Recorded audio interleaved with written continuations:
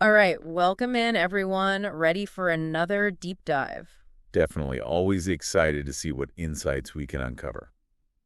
Today we're going deep on a topic that's, well, pretty fundamental to just about everything, education. And specifically, we're going to look at how it shapes not just our English language skills, but, how we understand different cultures and even the kinds of opportunities that come our way. Right? It's kind of the bedrock, isn't it? Exactly. And the really cool thing is that you, our listener, you've sent in some seriously insightful excerpts all about the connection between education and learning English. So what we're going to do is really dig into those, really try to extract the most valuable stuff for you. Absolutely. Pull out those golden nuggets. Right. So by the end of this deep dive, you'll have a much clearer sense of how education, in all its different forms, can really boost your English fluency and your communication skills in general, and maybe even expand your worldview a little bit along the way. Sounds like a plan. Where do we begin? Well, first, we need to unpack the basics. Like, how does education actually help you build that foundation for mastering English? Because it's about more than just memorizing a bunch of words. Oh, absolutely. And that's something that really shines through in the excerpts you sent. Education provides this, structured framework, a systematic way to build your proficiency.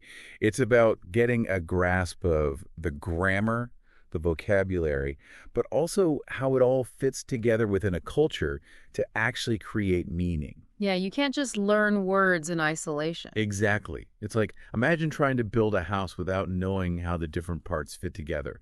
The foundation, the walls, the roof. You'd end up with a pretty wonky structure. Right. And it's the same with language. You need that solid base. And the excerpts really emphasize how formal learning environments, like schools and universities, play a huge role in establishing that.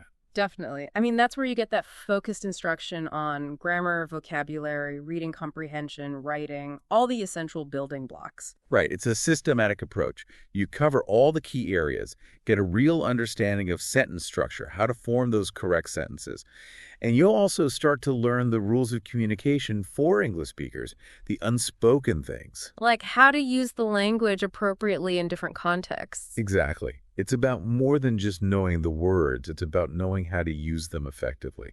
So those structured settings are really valuable, but what's also interesting in the sources is this idea that education doesn't stop when you leave the classroom. Right. It goes way beyond that. Right. And the sources are really big on this broader idea of education, including things like self-study, being proactive, seeking out knowledge on your own. Absolutely. It's about taking ownership of your learning.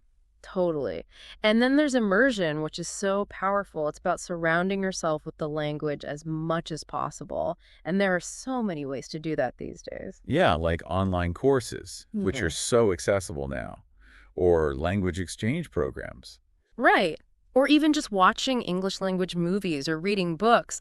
All of that exposure, the sources point out, helps you internalize the nuances of the language, the little things that make it feel natural. It's like absorbing it through osmosis. You start to pick up on those subtle things without even realizing it. Exactly. And the sources make a really important point.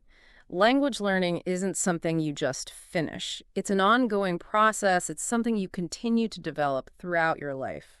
And speaking of ongoing learning, the excerpts also highlight how technology has become such a vital part of that process. Oh, yeah. I mean, it's a game changer. It really is.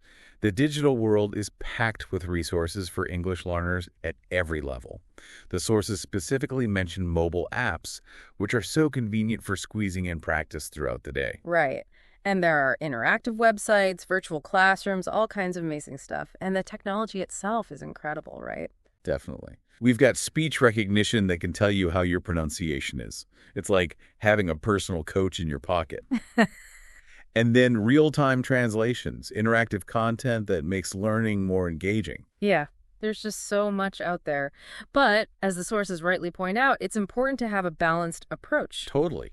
You can't just rely on one thing. It's about using a variety of methods. Exactly. And the sources stress the importance of developing all four key skills: reading, writing, speaking, and listening. Right, because that's how you become truly proficient. You need to be comfortable with the language in all its forms. And the sources explain that mastering all four skills allows you to engage effectively in all kinds of situations, whether it's giving a presentation, having a casual conversation, or writing a formal email. It's about becoming a well-rounded communicator. Exactly. So to sum up this first part, I think that the key takeaway for me is that education, whether it's formal or informal, structured or self-directed, really lays the groundwork for mastering English. It provides the tools and opportunities you need to succeed. I totally agree. Without that foundation, the journey to fluency would be so much more challenging. Right. Okay, so we've talked about how education helps you build those core English skills, but let's zoom out a bit.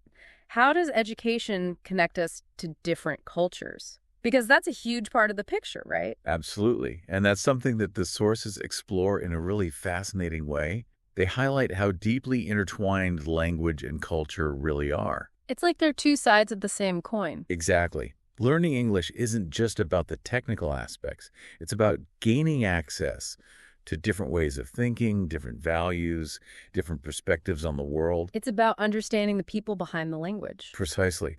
And the sources point out that by mastering English, you unlock this treasure trove of cultural knowledge. You start to understand the history, the traditions, the social norms of the societies where English is spoken. And it's important to remember that English isn't just one monolithic thing. Right. It's spoken all over the world, and each region brings its own unique flavor to the language. Exactly. From the UK to the US to Canada, Australia, and beyond, there are so many variations. And that's where education becomes really crucial. Absolutely. The excerpts emphasize how education gives us those insights into different cultural contexts, which allows us to communicate more effectively and appropriately. It helps you avoid those awkward misunderstandings and faux pas that can happen when you're not familiar with a culture's norms. Right. It's about being sensitive to those subtle cues that can make or break a conversation or a relationship. And the sources give a great example using the classroom setting. It's not just about absorbing facts from a textbook, right? It's about those engaging discussions where you explore the history, the literature, the art, even the social issues of different cultures. And through those discussions, as the sources highlight, you start to grasp why people communicate the way they do. You understand the origins of certain expressions, the significance of cultural references, and even the humor. It's like learning the inside jokes. Right. It's about getting that deeper understanding that goes beyond the surface level. And educational systems, as the sources point out, are really good at facilitating this kind of exchange. Totally. They encourage interaction and the sharing of perspectives. Absolutely. Through things like global classrooms, online forums, and study abroad programs, you get exposure to a wide range of viewpoints, which broadens your understanding of the world and makes your communication more nuanced. It's about developing what some call cultural intelligence, that ability to navigate different cultural situations with sensitivity and awareness. Exactly. And what's really fascinating is how this cultural understanding can also foster empathy. It's true. When you start to understand the context behind someone's words or actions, you're less likely to judge or misinterpret them. You can see things from their point of view. Absolutely. And the sources highlight how modern classrooms are becoming increasingly multicultural, which creates this amazing opportunity for sharing traditions and customs. It's like a microcosm of the globalized world. Right. And the excerpts emphasize how experiencing those differences firsthand helps you develop a more inclusive and understanding perspective. So to wrap up this part, I think the key takeaway for me is that education doesn't just teach you a language. It opens up a whole new world of cultural understanding. I couldn't agree more. It allows you to connect with people on a deeper level, and that's incredibly powerful. Absolutely. Okay, so we've covered the foundations of English learning and the importance of cultural understanding. Now, let's talk about the ongoing nature of language learning, because our sources are pretty clear. Education isn't a one-time event. Right. It's a continuous process. It is. And the excerpts really stress this idea of lifelong learning. They argue that in today's world where things are changing so rapidly and everything's interconnected, you have to keep learning and adapting. And that definitely applies to English fluency. Absolutely. The sources make it clear that achieving fluency isn't some finish line you cross and then you're done. It's an ongoing journey. It's about constantly challenging yourself, immersing yourself in the language, and exploring new learning methods. It's like maintaining your physical fitness. You have to keep working at it. Exactly. And luckily, there are tons of resources out there to help you do just that. The sources talk about setting personal goals, like committing to reading a certain number of books each year, or finding opportunities to converse with native speakers. It's about being proactive and making language learning a part of your routine. Right. And the sources also point to all the amazing online platforms that offer advanced courses, discussion forums, and even writing groups. It's like having a whole universe of learning opportunities at your fingertips. And what's important to remember is that language is constantly evolving. Oh, definitely. New words are being added all the time. Old words take on new meanings, and cultural references change.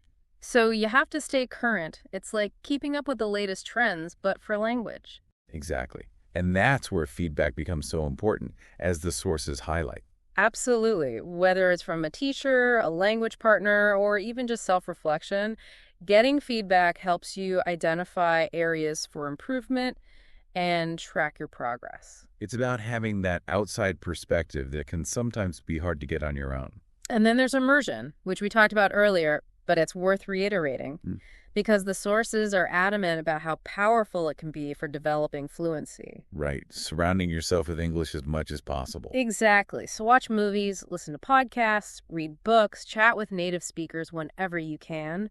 The more you immerse yourself, the more natural the language will become. So to sum up this section, I think the main takeaway is that mastering English fluency is a continuous journey, a commitment to lifelong learning. Absolutely.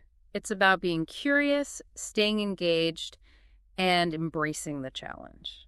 And speaking of embracing the challenge, let's move on to the role of teachers in this whole process, because the excerpts have some really interesting things to say about that. Yeah, teachers are such an integral part of the learning experience. They really are. And the sources emphasize how their role goes beyond just teaching grammar and vocabulary.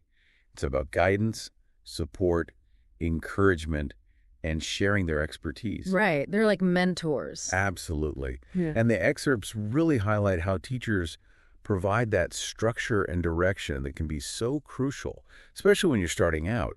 They break down complex concepts, introduce you to effective learning strategies, and help you build that solid foundation. And they do it in a way that's tailored to each individual student, which is so important. Definitely. The sources talk about the importance of recognizing different learning styles and adapting teaching methods accordingly. Whether you're a visual learner, an auditory learner, or a kinesthetic learner, a good teacher will find ways to make the material resonate with you. And they also create that safe and supportive environment where you feel comfortable making mistakes. Which is so important for language learning. Because let's face it, everyone makes mistakes when they're learning something new. It's inevitable. And the sources point out that effective teachers embrace those mistakes as opportunities for learning. They encourage students to take risks and not be afraid to try. Because that's how you learn and grow. And the feedback they provide is essential for that growth. Absolutely. Whether it's constructive criticism or positive reinforcement, feedback helps you see your strengths and weaknesses and understand where you need to focus your efforts. It's like having a personal guide on your language learning journey. And teachers also serve as role models, as the sources highlight. Right. They embody the language in a way that students can aspire to. Exactly. Their speech, their writing, it all sets a standard for effective communication. And let's not forget the motivational aspect, which is so important. It's true. Language learning can be challenging, and there will be times when you feel stuck or frustrated. A good teacher can help you push through those moments, remind you of your goals, and reignite your passion for learning. So the takeaway here is that teachers play a vital role in shaping language skills. They're more than just instructors. They're mentors, guides, and cheerleaders. Okay, so we've talked about the human side of education, but we can't ignore the elephant in the room, technology. Because, as our sources point out, it's had a huge impact on how we learn. It's revolutionized education in so many ways. It really has. The sources emphasize how technology has made language learning more accessible, interactive, and engaging than ever before. Right. It's put a world of resources at our fingertips. Exactly. And the excerpts mention specific examples, like language learning apps such as Duolingo, Babbel, Memrise. They're so convenient for fitting in practice whenever you have a few spare minutes. And they often use gamification to make learning more fun and engaging. Yeah, it's like playing a game, but you're actually learning something valuable at the same time. And then there are the online courses and video tutorials available on platforms like Coursera, Udemy, and ADX. These platforms offer such a wide range of courses, often taught by experts in the field, and they're incredibly flexible. You can learn at your own pace, on your own schedule. And let's not forget about YouTube and podcasts. They're a treasure trove of free educational content. It's amazing how much you can learn without spending a dime. And beyond the traditional learning materials, technology also facilitates communication and immersion. We talk about social media platforms like Facebook and Twitter, where you can connect with native speakers. Right. And there are dedicated language exchange websites and apps like italki and HelloTalk that allow you to have conversations with people from all over the world. It's an incredible opportunity to practice your speaking skills and get exposure to different accents and dialects. And then there's speech recognition technology, which the excerpts highlight as a powerful tool for pronunciation practice. Yeah. Tools like Google Translate and speech-to-text software can give you immediate feedback on how you're pronouncing words. It's like having a virtual pronunciation coach. And finally, the sources touch upon the rise of AI-powered educational tools. Things like Grammarly, which can check your grammar and spelling in real time and offer personalized suggestions. It's like having an editor built into your writing process. So the key takeaway here is that technology has transformed language learning, making it more accessible and engaging than ever before. Absolutely. It's a powerful tool that can really accelerate your progress. Okay, so we've talked a lot about technology, but it's also important to remember the importance of some more traditional skills, like reading and writing. Because as our sources point out, they're still fundamental to mastering English. Absolutely. Even in this digital age, reading and writing are essential. Right. And the excerpts explain why. For one thing, reading is incredible for expanding your vocabulary and exposing you to different sentence structures. You see how words are used in context, which helps you understand their nuances and subtleties. And you also get exposed to different writing styles, which helps you develop your own writing voice. Exactly. Whether it's fiction, nonfiction, news articles, blog posts, you see how English can be adapted for different audiences and purposes. And then there's writing, which allows you to put all that knowledge into practice. Right. The act of writing forces you to think about grammar, vocabulary, sentence structure, and that helps solidify your learning. It's one thing to understand the rules, but it's another thing to actually apply them. Exactly. And writing also helps you develop your own unique voice in the language, which can make the learning process more enjoyable and rewarding. It's a form of self-expression. And as the sources highlight, writing is also great for reinforcing correct grammar and syntax. It's true. When you write, you have to think more consciously about the rules, and that helps you internalize them. So the takeaway here is that reading and writing are still essential for mastering English, even in the digital age. They complement the other skills we've talked about and help you develop a deeper understanding of the language. Okay, so we're almost at the end of our deep dive, but there's one more important aspect to cover: the power of connecting with other learners. Right, the importance of peer learning and language communities. Exactly. And the sources really emphasize the value of this. They make a strong case for how learning with and from others can accelerate your progress and make the learning experience more enjoyable. Absolutely. The sources explain the basic principle of peer learning, that learners can teach each other and learn from each other, bringing their own unique perspectives and experiences to the table. It's a more collaborative and less hierarchical approach. Exactly. And one of the biggest benefits, as the excerpts point out, is the opportunity for practice in a supportive and less judgmental environment. Right. Because let's be honest, speaking a new language can be intimidating, especially in the beginning. It's nerve-wracking. But in a pure learning setting, there's less pressure, which makes it easier to take risks and just try things out. And that's how you build fluency and confidence. Absolutely. And the sources mention various forms of peer learning, from informal study groups to more structured online forums. Right. Whether it's meeting up with a few friends to practice speaking or joining an online community of learners, the important thing is to find ways to connect with others who are on the same journey. And then there are the broader language communities, both online and in person. The sources mention platforms like Reddit, Facebook groups dedicated to language learning, and language exchange apps. All great ways to connect with people from all over the world who are learning English. And these communities, as the sources point out, offer a wealth of resources and support. You can ask questions, share experiences, get feedback, and even learn about different cultures. And one of the best things about language communities is that they expose you to authentic language use. Right. You hear how people actually speak and write, including all the slang, idioms, and cultural references that you might not find in a textbook. And there's also a really strong motivational and inspirational aspect to being part of a language community. It's true. Being surrounded by others who are working towards the same goal can keep you going when you feel like giving up. It's a reminder that you're not alone in this journey. So the takeaway here is that connecting with other learners through peer learning and language communities can be incredibly beneficial for your English fluency. It's a great way to enhance your skills, get support, and make the learning process more enjoyable. So as we wrap up this deep dive into your sources, I think it's clear that there's no single magic bullet for mastering English. It's a multifaceted journey that requires a holistic approach. Exactly.